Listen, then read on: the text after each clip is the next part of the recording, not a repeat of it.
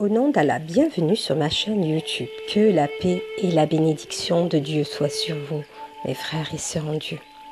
Qu'il vous couvre de sa miséricorde ainsi que ses bienfaits. Je suis très heureuse de vous retrouver pour partager mes visions pieuses qu'Allah, par sa grâce, m'a octroyées. Je l'en remercie pour cela et voudrais les partager avec vous. La grâce d'Allah est immense. Il nous montre par ses rêves et ses avertissements et ses commandements, car son amour est infini. Il nous assiste toujours et nous guide par ses signes et ses visions. Je vais aujourd'hui vous raconter de rêves qu'Allah, par sa grâce, a révélés à moi et ma fille Dounia, celle qui a reçu d'Allah une grâce dans plusieurs de mes rêves. Dans un de mes rêves, il avait sauvé d'une mort imminente. J'ai rêvé aussi de ma fille avec moi au paradis. C'est une bénédiction qu'Allah m'a faite aussi par sa grâce. Je lui en serai toujours reconnaissante d'avoir sauvé ma fille en la choisissant parmi les gens de bien et s'est rapprochée. Voilà comment commence son rêve. Elle m'a raconté qu'elle se trouvait avec un homme proche de Dieu, le guide comme elle le surnomme. Il était bon et doux, dit-elle. Il nous a dit que Dieu nous avait choisis et élus aujourd'hui et qu'il devait le suivre pour les guider vers lui. Puis il les a fait rentrer dans une grotte, une lumière jaillit et leur parla. Une guerre va bientôt avoir lieu, leur dit Dieu. Vous pouvez la retarder par vos actions en combattant le mal et l'injustice. Ma fille n'a que 12 ans. Elle a fait ce rêve un vendredi jour béni pour tous les musulmans. Le lendemain, je fis un nouveau rêve. Je me trouve dans une prairie à côté d'un grand lac. Je devais quitter ce lieu pour me rendre dans un endroit protégé de la guerre. J'étais accompagnée de ma fille Dounia, celle dont je vous avais parlé. Puis, tout à coup, au loin, je vis un groupe de femmes qui marchaient comme moi, accompagnées de leurs enfants. Elles venaient du côté gauche de la colline et moi je venais du côté droit. Une femme très pieuse les interpella en leur disant qu'elle recherchait une femme accompagnée de son enfant et qu'elle était choisie par Dieu pour accompagner et guider des gens et les mettre à l'abri dans un lieu sûr. Puis je vis qu'elle posa les mains sur l'épaule d'une de ces dames. Elle parla et questionna ses anges, qui les réinsuffla la réponse. Elle dit, est-ce que Dieu l'a choisie pour guider les gens et est-elle descendante du prophète Mohammed, paix sur lui, et de sa fille Zora Fatima? L'ange lui répondit que non. Puis elle questionna encore une fois l'ange en posant sa main sur une autre femme qui attendait son tour. L'ange lui répondit encore non. Puis tout à coup, elle se retourna et me vit et me dit « Comment t'appelles-tu » Je lui disais que je m'appelais Batra et que j'avais reçu des rêves pieux et que j'avais vu des prophètes dans mes rêves. Elle trouva mon histoire très intéressante et me dit qu'elle voudrait interroger les anges à mon sujet, si j'étais bien celle qu'elle recherchait. Elle posa ses mains sur mon épaule en questionnant l'ange. Est-elle celle que Dieu a choisie, descendante du prophète et de sa fille Fatima Zahra, que la paix et la bénédiction soient sur eux. Mais je savais qu'elle se trompait sur un sujet me concernant. Je n'étais pas descendante du prophète Mohammed, paix sur lui, et de sa fille Fatima Zahra, que Dieu l'a créée. Et ça, j'en étais convaincue. Puis, après avoir interrogé l'ange, il ne lui répondit pas. Cela était étrange pour elle, car l'ange devait lui répondre ou lui dire une réponse positive ou négative. Et cela n'était pas le cas. Mais cela ne pouvait pas être possible, me dit-elle. Cela semblait très étrange pour elle, mais elle me dit « Tu dois rester là, avec moi, et quand j'aurai questionné les anges sur toutes ces femmes, je reformulerai ma question pour savoir qui tu es vraiment. » J'ai fait ce rêve il y a quelques jours. C'est pour cela que je souhaitais vous les raconter. Cela sont des bonnes nouvelles pour moi, mais seul Dieu sait et il en a les informations. Je vais aujourd'hui vous raconter le dernier rêve de mon livre, où je vous ai raconté toutes mes belles histoires.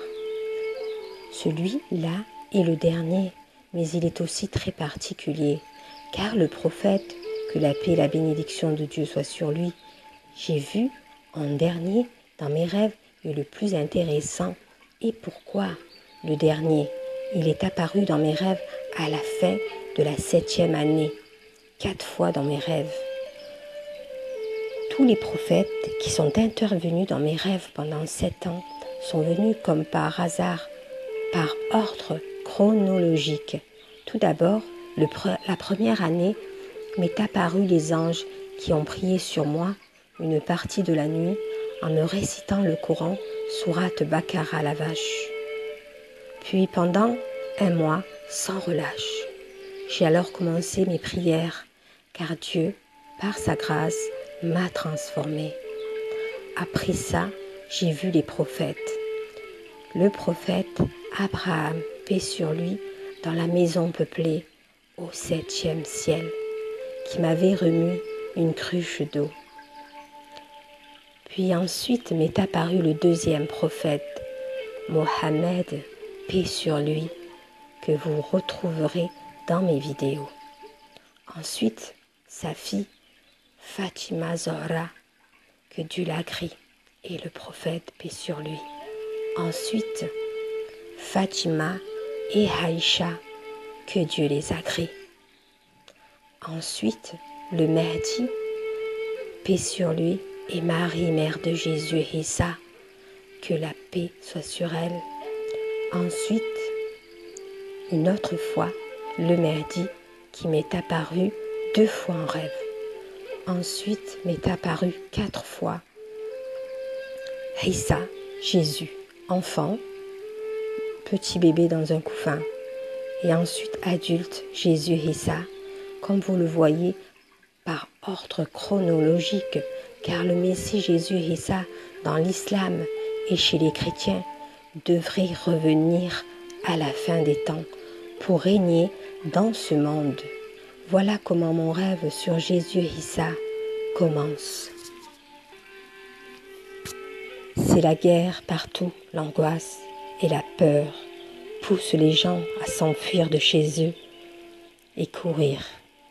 Ils peuvent être affolés et terrifiés. C'est le même scénario à la fin du monde. Là aussi, c'est la journée. Et pourtant, la nuit est plus obscure que la plus obscure des nuits, sans lune. Le soleil n'existe plus. On peut être qu'il est complètement occulté par une épaisse fumée noirâtre, au point qu'il fait froid, un froid qui pénètre et dont on ne peut se prémunir. Comme dans ma vision précédente, les ténèbres et l'insécurité règnent sur toute la terre. Il n'existe nul endroit où se réfugier. Cette fois, je suis accompagnée de ma fille Dounia et de ma sœur. Ce qui change, c'est que je n'ai pas peur. En tout cas, je suis cette fois-ci capable de dominer ma peur. Même si je suis logée à la même enseigne que tout, si je ne maîtrise pas du tout la situation, je ne suis pas aussi affolée et terrifiée. En cela, je diffère en toutes les autres personnes autant de moi. Ma fille partage le même sentiment que moi. Elle me suit, mais elle est vigilante, prête et à réagir. Et si une opportunité se présente, tandis que ma sœur, elle, est complètement sous l'emprise de la panique. Elle semble être redevenue une enfant. Folle d'épouvante, elle me suit partout, comme un canton nouveau-né sous sa maman. Comme un ombre émettant ses pas dans les miens, de la voir comme ça me fait énormément de peine. Autour de nous, c'est l'horreur. On entend des cris et des hurlements, des peurs atroces et des douleurs. Au milieu des gens terrassés et égarés de temps en temps, j'aperçois une ombre, puis de plus en plus. Il s'agit d'entités noires qui ont profité de la guerre pour sortir de partout, ajoutant une dimension d'apocalypse de la situation déjà terrible. Ces démons menaçants harcèlent et terrorisent les gens. Ils veulent nous faire du mal et ils prennent grand plaisir à nous voir tous courir et perdre raison. C'est la débandade, plus personne ne contrôle plus rien.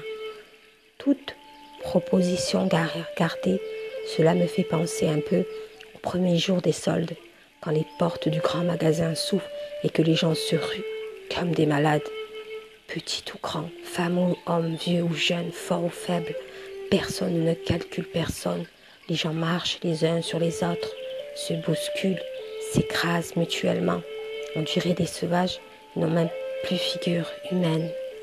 Leurs visages sont déformés par la peur. Ils se conduisent comme des monstres.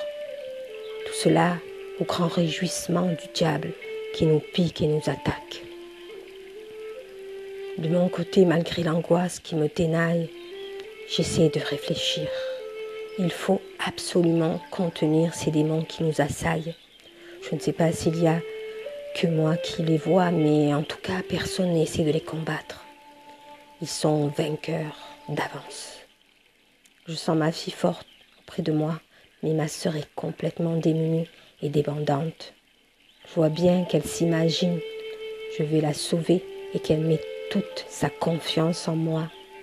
Mon devoir est de protéger, tant que je peux, de protéger le plus de monde de ces mauvaises identités.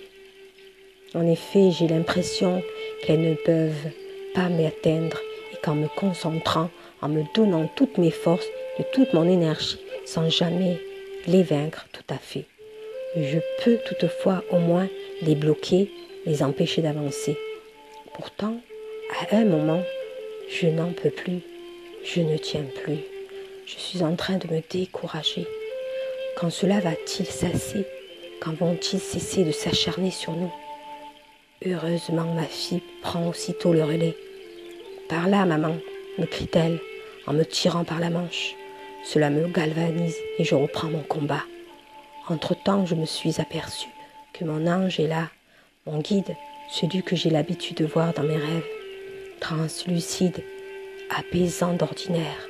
Mais là, sa présence ne me rassure pas. Il ne m'est aucune utilité. Je ne suis pas surprise de le voir car depuis un moment déjà, j'ai compris qu'il est toujours près de moi en fait, mais que je ne peux le voir qu'à travers des songes. Je ne me déconcentre pas, je continue de faire face. Exactement au moment où mon ange est apparu, une lumière a soudain troué les nuages ténébreux. Une lumière venue du ciel qui a transpercé l'épaisse et noire fumée éclaire à présent, mieux encore, que le soleil disparu. On croirait un engin spatial, toute lampe dehors, qui s'approche de la terre, ondarde sur nous son faisceau lumineux. Certains s'exclament et tournent leur visage vers le ciel pour acclamer cette lumière. Moi, je ne peux pas, je ne veux pas lâcher 3 de ces démons qui me font face. Je n'ai plus de force, je suis à bout de mes capacités.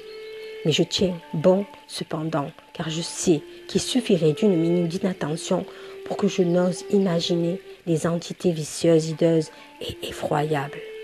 Ne désarmant pour autant, elles fulminent et de fait, elles se mettent à dégager une vapeur nauséabonde. Mais je suis comme un rempart qui les empêche de tourmenter d'autres personnes. Elles n'attendent qu'une chose, que je baisse ma garde.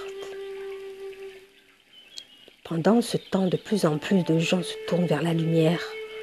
En extase, ils crient « Jésus, c'est Jésus !»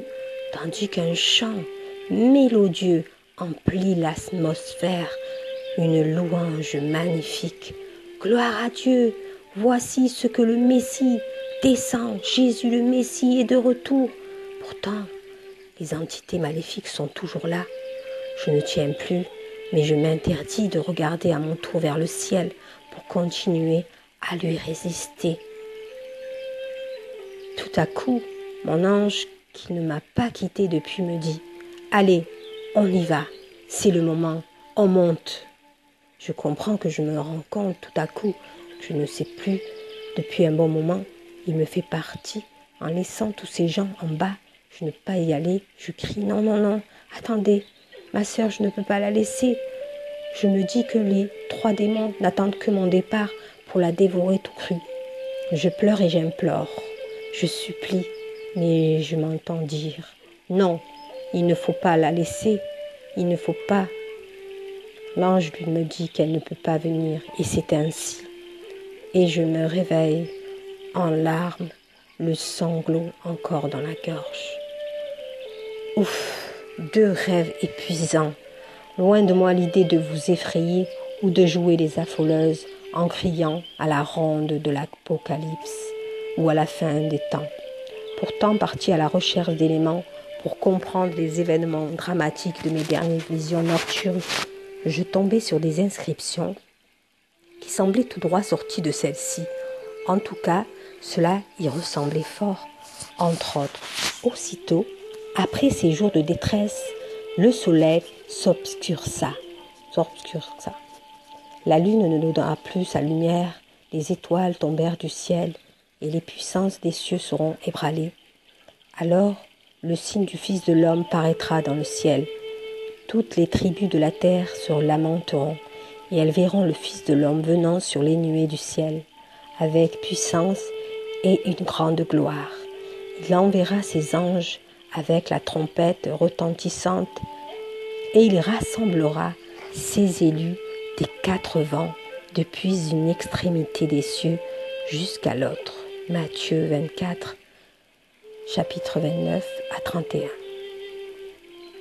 Dans ces 3 versets de l'Évangile, toutes les conditions de mon rêve sont bien réunies. Le soleil disparu, les gens perdus qui ont peur et l'arrivée des nuées du Fils de l'homme, Jésus Isa. Un son de musique à sa gloire, chant mélodieux, louange magnifique. Il rassemble les élus. J'imagine volontiers que ma fille et moi en faisons partie. Puis l'ange nous a donné le signal du rassemblement au moment où le Christ apparut dans le ciel. Cela laisse rêveur, en tout cas. Cela m'a fait fortement impressionné, même si je pense encore une fois qu'il faut surtout prendre mes rêves comme des clés et ne retenir que leur sens symbolique. Qu'est-ce que tout cela veut dire, donc? Que des choses se préparent dans le monde, qu'on me donne à voir cela dans mon sommeil pour me faire comprendre certaines parties du mystère. C'est un fait certain, mais il s'agit surtout de nous réveiller, de nous ouvrir les yeux sur la réalité du monde tel qu'il est aujourd'hui et tort est déjà de veiller à donner de l'importance qu'à ce qui en est vraiment de l'état de veille. Veillez et priez afin que vous ne tombiez pas dans la tentation. L'esprit est bien disposé, mais la chair est faible, dit Jésus à ses apôtres à la veille de sa mort. Matthieu, chapitre 26, verset 41. Mon idée est que tous ces diablotins qui nous encerclent dans mon rêve n'avaient de prise sur nous que parce que nous étions faibles dans l'esprit. Nous n'étions à leur merci que parce que nous étions déjà tombés dans leur piège en nous conduisant comme des surhumains, des sous-humains. La guerre dont ils profitaient pour sortir de leur tanière, ce n'est certes pas eux qui l'avaient provoquée à l'origine. Je serais bien prétentieuse et audacieuse d'affirmer que mes rêves annoncent l'apocalypse, ou ne serait-ce que la fin du monde. Nul ne connaît l'heure et le moment.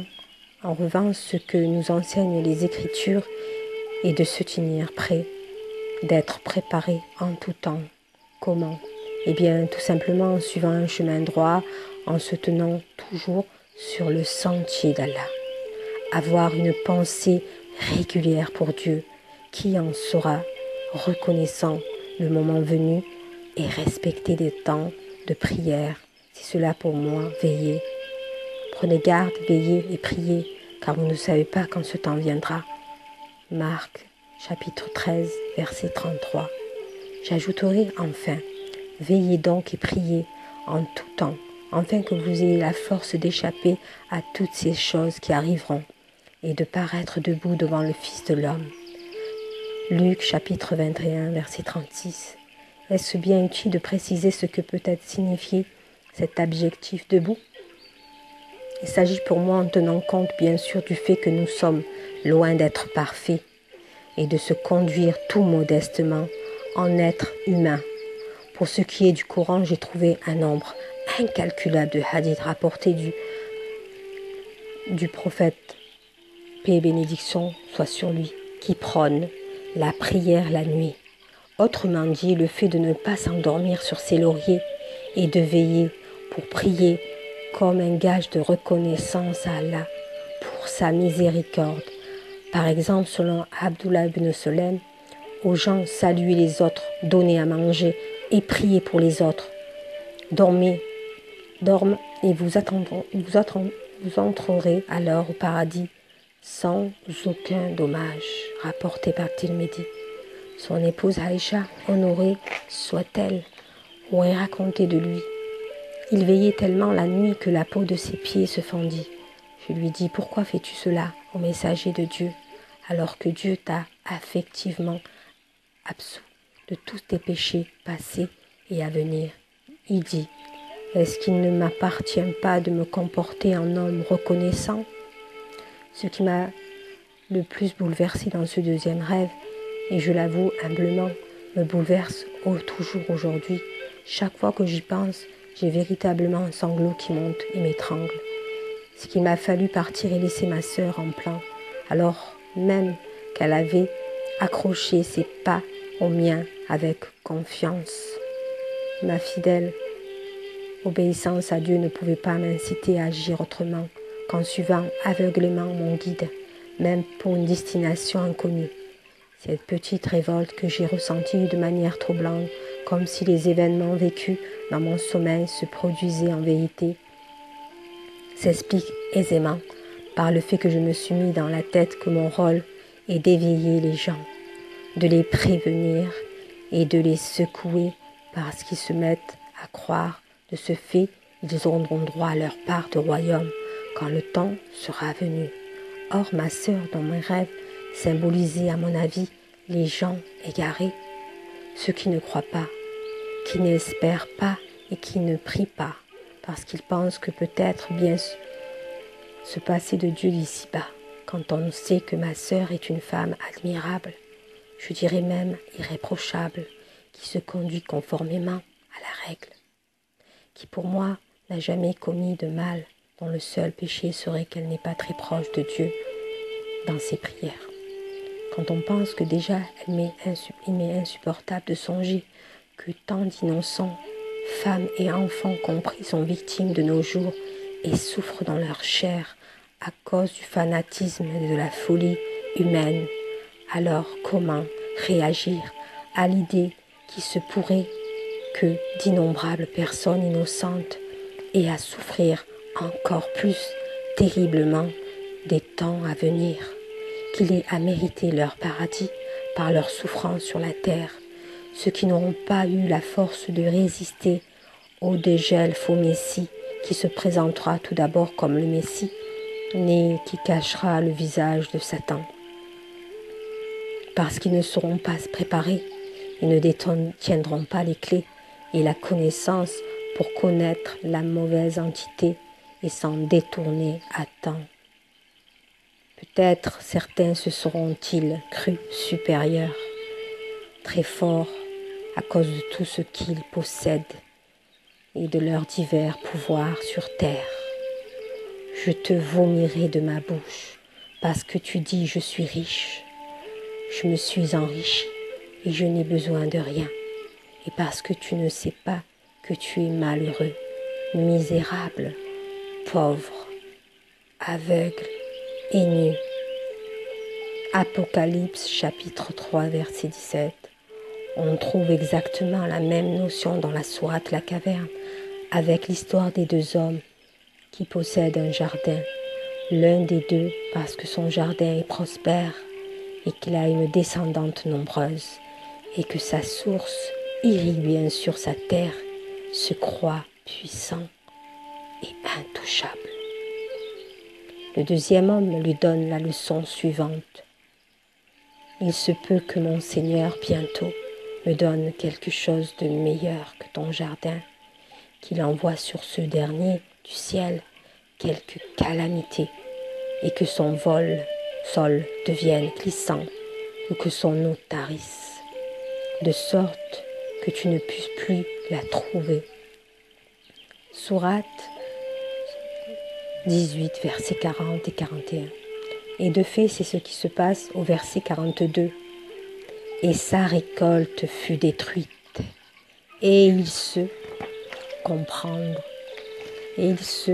mit alors à se tordre les mains à cause de ce qu'il avait dépensé, cependant que ses treilles étaient complètement ravagées. Mon amour fraternel, puissant et profond pour ma petite sœur, qui dans la vraie vie est véritablement, évidemment symbolisé de même dans le rêve, mon amour pour l'humanité, qui n'en est pas moins véritable et sincère. J'ai pris conscience par ce songe que je ne peux pas sauver tout le monde malgré mon grand désir de convaincre et de propager la bonne nouvelle. Je me rends coupable en cela de péché d'orgueil, je le sais bien, car là le Très-Haut et l'Omniscient décide seul qui sera guidé et qui sera égaré. Surtout quand je me suis aperçue, en compulsant les Écritures saintes, que bien avant ma naissance, cela était déjà écrit et prévu. Si l'on en croit l'Évangile, non seulement ce n'est pas la première fois que ça arrive, mais aussi quand l'heure viendra, certains seront sauvés, d'autres non. Car dans les jours qui précéderont le déluge, les hommes mangeaient et buvaient, se mariaient et mariaient leurs enfants, jusqu'au jour où Noé entra dans l'arche. Et ils ne se doutèrent de rien, jusqu'à ce que le déluge vînt et les emporta tous. Il en sera de même à l'avènement du Fils de l'homme. Alors, de deux hommes qui seront dans les champs, l'un sera pris et l'autre laissé. De deux femmes qui moudront à la meule, l'une sera prise et l'autre laissée.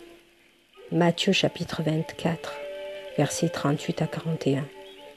Mais bon, vous comprenez quand je vous dirai que pour moi, c'est exactement comme si j'avais connaissance qu'il y a une bombe dans un immeuble et qu'au lieu d'aller sauver les gens, je m'enfuyais pour me mettre à moi-même à la sécurité.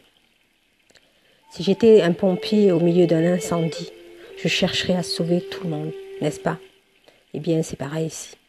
Ce qui m'a légèrement consolée, c'est que ma fille, qui dans la vraie vie est une gentille petite fille, qui suit mes traces, pour ce qui concerne la religion et la pratique de l'islam, devait quant à elle symboliser les élus, les bien guidés. Je me dis que même si je ne devais sauver qu'une âme, ce serait déjà une âme de sauver. Vous vous en doutez, j'ai effectué des recherches pour essayer de comprendre la symbolique de cet appel mystérieux de mon guide, qui me soustrait bien malgré moi et ma famille. J'ai trouvé quelques pistes intéressantes, dont certains que d'aucuns pourront trouver farfelus, qui parlent d'un enlèvement au ciel par Dieu des 144 000 élus et saints, qui décideront de préserver de la grande tribulation, c'est-à-dire du pire, une fois que Satan précipité sur terre. Dans une autre version, j'ai lu que le Seigneur, dans son immense miséricorde, épargna de la même manière ses élus, c'est-à-dire ses fidèles, ceux qui auront sans faille suivi ses commandements, mais sur terre, dans un endroit secret protégé mystérieusement par sa toute-puissance. À ce sujet, vous vous souvenez sans doute que je vous avais parlé de la sourate 18, El-Kaf, la caverne, comme étant intimement liée à la notion de fin des temps. Eh bien, nous y voilà. La première partie de cette sourate raconte comment Allah protégea pendant 300 à 309 années un groupe de jeunes gens endormis et soustraits aux yeux de tous leurs contemporains. Il se pourrait bien qu'il ait quelque chose de similaire à comprendre. Quoi qu'il en soit de cet enlèvement qui doit avoir lieu, que les gens de bien soient mis à l'abri au ciel près du Seigneur, sur une montagne comme dans mon premier rêve d'Apocalypse, ou dans une caverne et dans quelque désert secret, cela me semble peut-être l'essentiel du message. Pour commencer, parce que quand toute l'humilité, ma confiance aveugle à mon Seigneur me préserve d'avoir à m'inquiéter moi-même de mon propre sort. Comme l'on dit communément, Dieu y pourvoira. Mais aussi parce que l'essentiel est bien d'abandonner dès maintenant les comportements orgueil de ceux qui croient et de ne pas avoir besoin de Dieu, et d'adopter plutôt une attitude de soumission à son égard, en faisant le bien autour de soi, en étant curieux de la connaissance, de la science, car la connaissance et la science conduisent inévitablement au Créateur de toutes choses. Ne vous conformez pas au siècle présent, mais essayez de transformer par le renouvellement de l'intelligence, afin que vous discerniez quelle est la volonté de Dieu, ce qui est bon, agréable et parfait. Romains chapitre 12, verset 2. Sans oublier la part du Seigneur dans la prière, qu'à mon avis, il ne faut pas négliger. Et comme disait Jésus. C'est pourquoi je vous dis, ne vous inquiétez pas pour votre vie, de ce que vous mangerez et boirez, ni pour votre corps, de quoi vous serez vêtus. Le corps n'est-il pas plus que le vêtement? Regardez les oiseaux du ciel. Ils ne sèment ni ne moissonnent, et ils n'amassent rien dans des greniers. Et votre Père céleste les nourrit. Ne vous nourrira-t-il pas à plus forte raison? Ne valez-vous pas beaucoup plus qu'eux? Considérez comment croissent les lys des champs. Ils ne travaillent jamais. Ils ne filent pas non plus. Et cependant, même le roi Salomon, dans toute sa gloire, n'a pas été vêtu comme l'un de ces lys. Alors, si Dieu revêt ainsi l'herbe des champs, qui existe aujourd'hui et qui demain sera jetée au four, ne vous vêtira-t-il pas à plus forte raison? Vous, gens de peu de foi.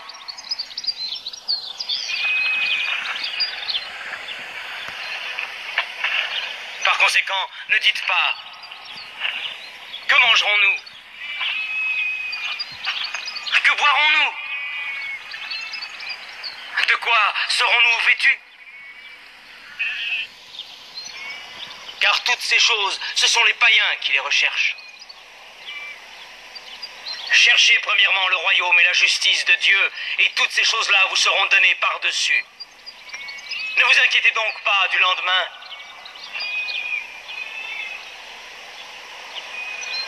Parce que le lendemain aura soin de lui-même.